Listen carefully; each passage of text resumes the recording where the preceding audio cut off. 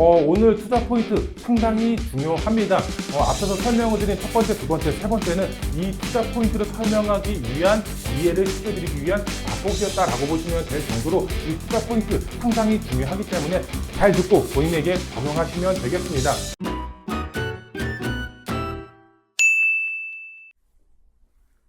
안녕하십니까 애청자 여러분, 돈되는 부동산 함주원입니다. 네, 오늘은 시청자분들에게 청약 관련돼서 이야기를 해드리는 시간 갖도록 하겠습니다. 현재 시장 상황을 보게 되면 청약 관련돼서 좋다, 나쁘다 이런 말들이 굉장히 많이 나오고 있습니다. 하지만 정말 입지가 좋고 앞으로의 가치가 살아있는 곳, 이런 곳의 청약 경쟁률을 보면 적어도 몇십 대 1에서 몇백 대 1의 경쟁률을 보이고 있습니다. 그만큼 청약에 관심이 있는 분들 아직도 시장에 많이 있다, 이렇게 보시면 될 것 같은데요. 청약에 관심 있는 분들의 경우 정말 중요한 내용이 담겨 있기 때문에 오늘 꼭 집중해서 끝까지 시청 부탁드리도록 하겠습니다. 네, 첫 번째로 봤을 때 우리가 청약 관련해서 1순위 청약이 있고 특별 공급이 있죠. 그런데 여기서 봤을 때 최소한 1순위 청약 조건은 알고 청약을 하셔야 될 것 같습니다. 1순위 청약 조건도 모르고 청약하시는 분들 굉장히 많이 있습니다. 기초적이라고 하더라도 정말 무심결에 넘어가시는 분들 상당히 많이 있기 때문에 간단한 내용이기 때문에 빠르게 짚고 넘어가 보도록 하겠습니다. 먼저 우리가 청약을 할 때 국민주택이 있고 민영주택이 있는데요. 우선 국민주택을 한번 보도록 하겠습니다. 국민주택의 경우는 LH라든가 SH, 공공기관에서 건설하는 아파트다, 이렇게 보시면 될 것 같은데요. 그런데 우리가 1순위 청약을 하기 위해서는 이 납입 조건, 인정 금액, 이게 중요하다라고 보시면 될 것 같은데요. 근데 여기서 봤을 때는 납입 금액과 이 회차가 굉장히 중요하다라고 보시면 될 것 같습니다. 바로 당첨자 선정 기준의 가장 기본적인 기준이 된다라고 보시면 될 것 같은데요. 그 다음에 국민을 알아봤으면 민영주택도 알아봐야 되겠죠. 민영주택의 경우는 민간 기업이죠. 뭐 예를 들어서 이편한 세상이라든가 롯데캐슬이라든가 힐스트레이트라든가 이런 민영에서 짓는 아파트들이죠. 이런 건설하는 아파트들이 바로 민영 아파트라고 보시면 될 것 같은데요. 여기서 중요한 것은 이겁니다. 국민주택의 경우는 납입 인정금액이 중요했죠. 그런데 여기서 봤을 때 민영주택의 경우는 납입 횟수는 중요하지 않다. 요게 이제 틀리다라고 보시면 될 것 같습니다. 중요한 점은 바로 이겁니다. 예치금 같은 경우는 한 번에 입금이 가능하다, 이렇게 보시면 될 것 같습니다. 국민주택의 경우는 월 납입 횟수도 중요하지만 금액이 정해져 있기 때문에 한 방에 내가 뭐 예를 들어서 내일 청약에 들어가야 되는데 한 1,500을 한 번에 입금한다? 그렇지 못합니다. 하지만 민영주택의 경우는 예치금을 한 방에 밀어 넣을 수가 있다. 이렇게 이제 보시면 될 것 같은데요. 보시면 여기 나와 있는데요. 1순위 청약 조건을 보시면 투기과열지구 이렇게 나와 있는데 역시 동일하게 강남 3구라든가 아니면 용산이 해당이 된다라고 보시면 될 것 같고요.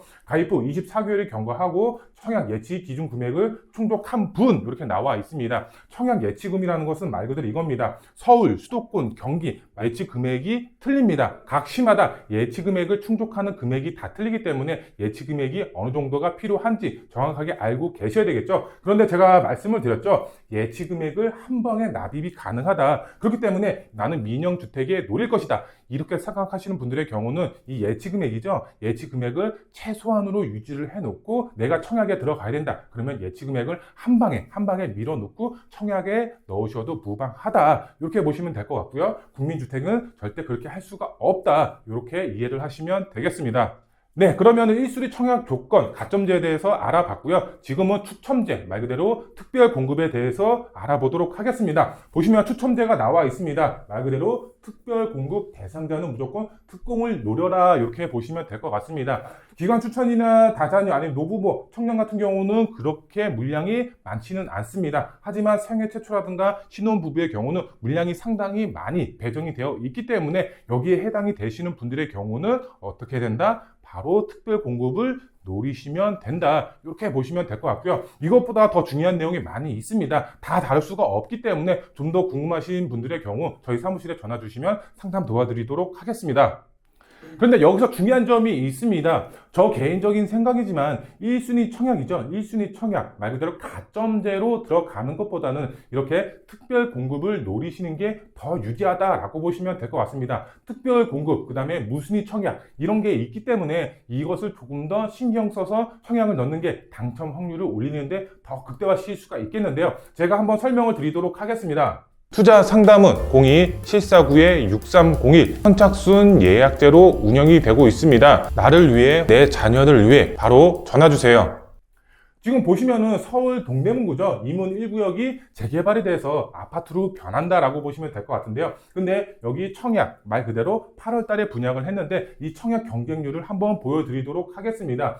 청약 경쟁률 및 당첨자 점수가 어떻게 되는지 설명을 드리도록 할 텐데요. 우선 이문 1구역, 여기 재개발이 됐을 때 총 세대수는 3,000세대가 조금 넘어가고요. 그 다음에 920가구죠. 920가구가 청약이 진행이 된다라고 합니다. 거의 물량의 3분의 1이죠. 3분의 1이 분양 물건으로 나왔기 때문에 사업성이 굉장히 좋은 지역이다라고 보시면 될 것 같고요. 앞서서 말씀을 드렸지만 특별 공급의 경우는 총 물량이 452가구가 배정이 됐습니다. 452가구, 말 그대로 920세대 중에서도 452가구이기 때문에 거의 물량의 반이 특별 공급 물량으로 나왔다라고 보시면 될 것 같은데, 근데 중요한 게 이겁니다. 이 452가구 특별 공급 물량에 청약 통장이 몇 개가 들어갔다고요? 바로 1만 개 이상 청약 통장이 몰렸습니다. 경쟁률 자체가 상당히 치열했다라고 보시면 될 것 같습니다. 일반 분양 물량이죠.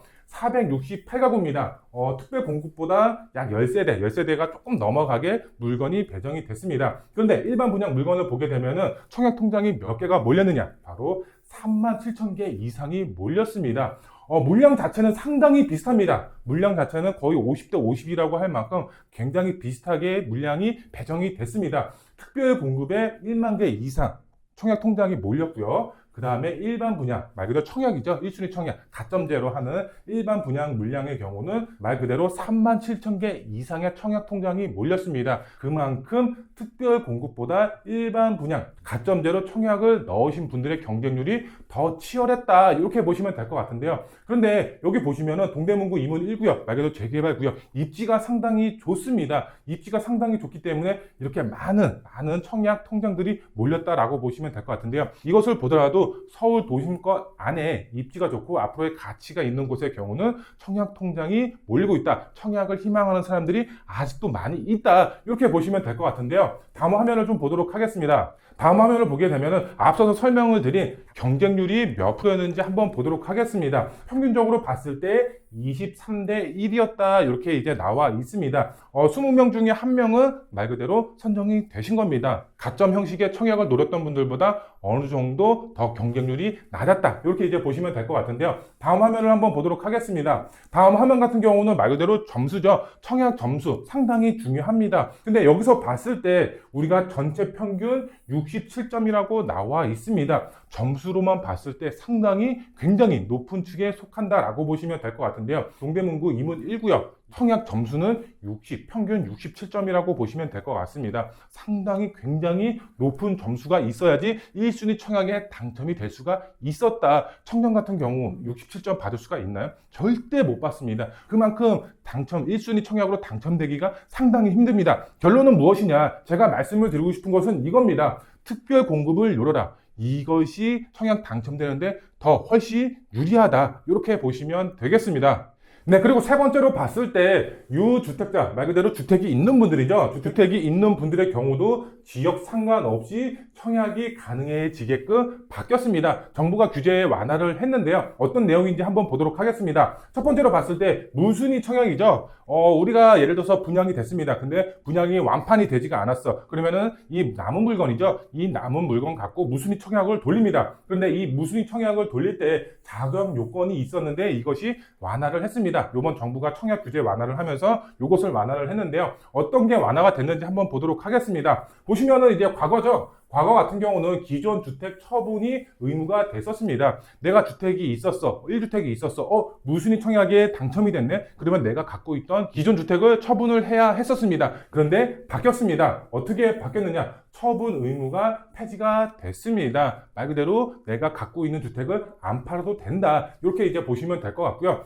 그 다음 보시면은 통장만 있으면 어떤 지역이라도 상관없이 청약이 가능하게끔 변했습니다. 과거 같은 경우는 말 그대로 내가 살고 있는 거주 지역에 무순위 청약만 할 수가 있었습니다. 하지만 지금 대한민국 국적의 국민이라면은 내가 지방에 거주하더라도 서울에 정말 수도권, 강남이든 용산이든 뭐 어디든 무순위 청약이 가능하게끔 변했습니다. 그렇기 때문에 청약 통장은 무조건 만들어 놓는 게 상당히 유리하겠죠. 내 점수가 몇 점이든 아니면 가입 기간이 몇 년이든 상관이 없습니다. 청약 통장만 있으면 무순위 청약 어디든지 할 수가 있다. 꼭 참고하시면 될 것 같고요. 그 다음에 봤을 때는 중도금 대출이죠. 중도금 대출 분양가 기준이 폐지가 됐습니다. 그전 같은 경우는 9억이 넘어가거나 아니면 12억이 넘어갔을 때는 중도금 대출이 안 됐습니다. 말 그대로 돈이 있는 분들 가격대가 높으니까 넌 돈이 있으니까 대출 안 해줄 거야.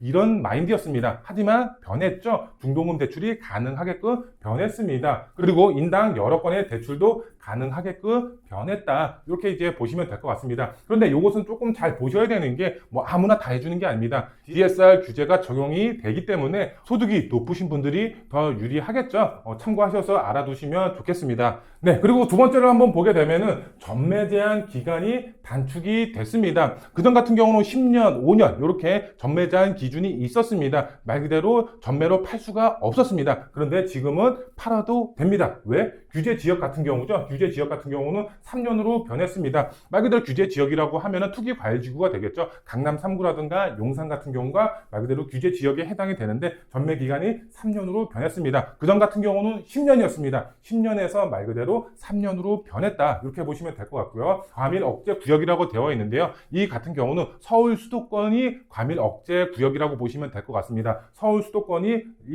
1년으로 변했다. 그 전 같은 경우는 5년이었는데 말 그대로 1년으로 변했다. 이렇게 보시면 될 것 같고요. 그 외에는 말 그대로 6개월이다. 이렇게 보시면 될 것 같은데요. 그런데 다음 내용이 또 중요합니다. 다음 내용을 설명을 드리도록 하겠습니다. 세 번째로 봤을 때 실거주 의무를 폐지하겠다라고 정부가 발표를 했습니다. 그런데 이게 실거주 의무가 국회에 아직까지 보류가 되고 있다. 이렇게 보시면 될 것 같은데요. 여당과 야당이 아직까지 의견 충돌을 일으키고 있다라고 하고 있습니다. 전매 제한 같은 경우는 대통령령으로서 바로 적용이 가능한 반면에 실거주 의무의 경우는 법 개정이 이루어져야 되기 때문에 여당과 야당의 합의가 있어야지만 개정이 이루어질 수가 있다. 이렇게 보시면 될 것 같은데요. 아직까지는 여당과 야당이 충돌을 하고 있기 때문에 아직까지 보류하고 있다. 이렇게 보시면 될 것 같습니다. 그래서 여기서 중요한 게 뭐냐. 전매 제한은 완화가 됐는데 실거주 의무가 아직까지는 살아있기 때문에 어떻게 된다? 전매 제한이 소용이 없어진 겁니다. 말 그대로 반쪽짜리 정책이다. 이렇게 보시면 될 것 같은데요. 그런데 여기서 중요한 것은 이겁니다. 실거주 의무죠. 실거주 의무. 분양가 상한제 적용 주택에만 적용이 된다라는 점입니다. 분양가 상한제에 적용하지 않는다. 그러면은 실거주 의무가 없기 때문에 말 그대로 전매를 할 수가 있다라는 점도 참고하시면 좋겠습니다. 네, 마지막으로 투자 포인트 세 가지로 짚어드리도록 할 텐데요. 오늘 투자 포인트 상당히 중요합니다. 앞서서 설명을 드린 첫 번째, 두 번째, 세 번째는 이 투자 포인트를 설명하기 위한 이해를 시켜드리기 위한 맛보기였다라고 보시면 될 정도로 이 투자 포인트 상당히 중요하기 때문에 잘 듣고 본인에게 적용하시면 되겠습니다. 먼저 첫 번째로 봤을 때 이 청약 시장이죠. 청약 시장 양극화 쏠림 현상 굉장히 심해질 수밖에 없습니다. 그렇기 때문에 청약을 준비하시는 분들의 경우는 앞으로 미리 준비하셔서 청약 조건을 만들어 놓는 게 유리하다. 이렇게 보시면 될 것 같고요.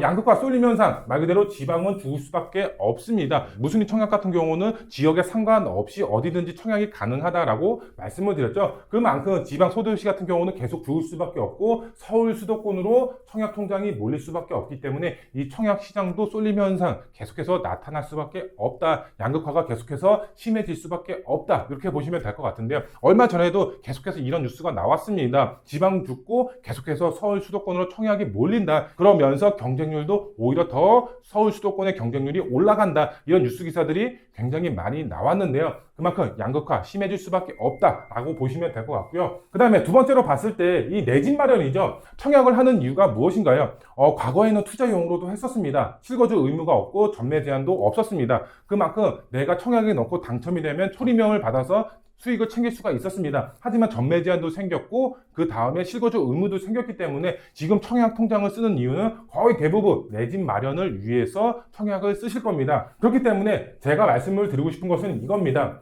아무리 시장 상황이 지금 현재 어렵다라고 하더라도 1주택자죠. 1주택자가 무조건 되셔야 된다라고 보시면 될 것 같습니다. 부동산 같은 경우는 무조건 우상향한다라고 보시면 될 것 같은데요. 과거의 10년과 지금의 10년 집값은 틀릴 수밖에 없고요. 그 다음에 지금의 집값과 앞으로의 10년, 미래의 10년의 집값은 틀릴 수밖에 없습니다. 부동산은 장기적으로 접근을 해야 되죠. 그렇기 때문에 내 집 마련을 희망하시는 분들의 경우 1주택자가 무조건 되셔서 장기적으로 접근하셔서 10년 후에 수익을 챙길 수가 있는 청약을 노려보시면 굉장히 큰 수익을 얻어 가실 수가 있다. 이렇게 보시면 될 것 같고요. 마지막 세 번째, 이 세 번째가 굉장히 중요하기 때문에 잘 듣고 본인한테 적용하시면 될 것 같은데요. 내 집 마련 확률이죠. 내 집 마련 극대화시킬 수 있는 전략을 제가 설명을 드리도록 하겠습니다. 우선 첫 번째로 봤을 때 이 서울이죠. 이 서울 수도권 공시지가 1억 3천 미만짜리 재개발 예정지 빌라 투자를 하셔라. 이렇게 설명을 드릴 수가 있겠습니다. 갑자기 청약 얘기하다가 빌라 투자를 해라 이런 말이 왜 나오는 거야? 이렇게 생각하실 수도 있는데요. 말 그대로 1억 3천만 원 미만 공시지가입니다. 공시지가가 1억 3천만 원 미만의 주택을 사시면 되는 겁니다. 그런데 지금 현재는 1억 3천만 원이지만 이게 올해죠.